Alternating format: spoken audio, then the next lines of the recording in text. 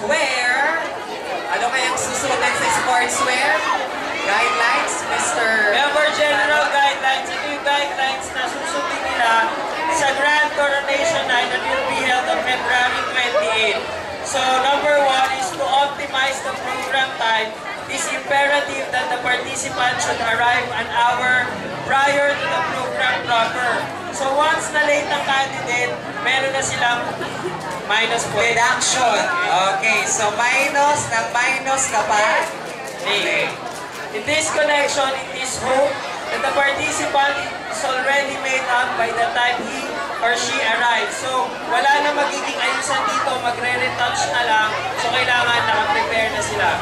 In case a participant fails to attend rehearsals, especially for the special number, he or she then opts not to be included anymore. With regard to this, the coordinator has an absolute and full authority over the matter.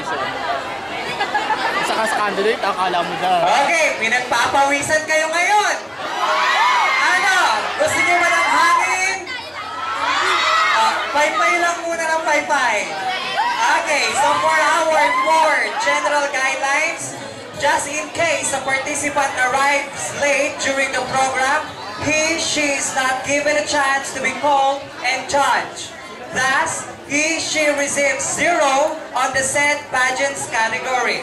Number 5, if a participant has been called twice by the Masters of Ceremonies but failed to be on stage, she automatically gets 0. Any inconformity with the given guidelines means automatic deduction of 5 points from the general average.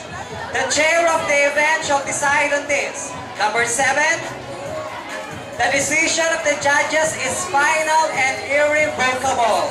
And last, judges for this category have no direct connection with participating organization. Okay, so to remind you guys, lahat ng mga scores nila dito sa competition na to, dito sa pre-pageant nila, itatali pa to and then that will be announced on February 28. So here are the special awards at stake. Okay, 1, Best in Casual Wear, then Best in Sportswear, Best in Organizational Costume, Best in Evening Gown or Formal Attire, Best in Talent, and Mr. and Miss Photogenic. And then yung major awards, okay, we have first runner-up, second runner-up, and then the Mr. and Miss Panama Antipolo 2009. Okay, so nag-iinit, nagpapaypay, ibig sabihin buhay ang tugon ng bawat isa sa atin. Ready ba kayo sa isa pang performance? Ha? Ready naman? Mukhang hindi na yata kasi purong paypay. Ngayon, kapag nag-perform ang ating performers today, mas lalo kayong mag-iinit. Yes! Hindi dahil sasayaw sila ng may apoy, kung hindi kainit-init ang sayaw nila. Handa na ba kayo?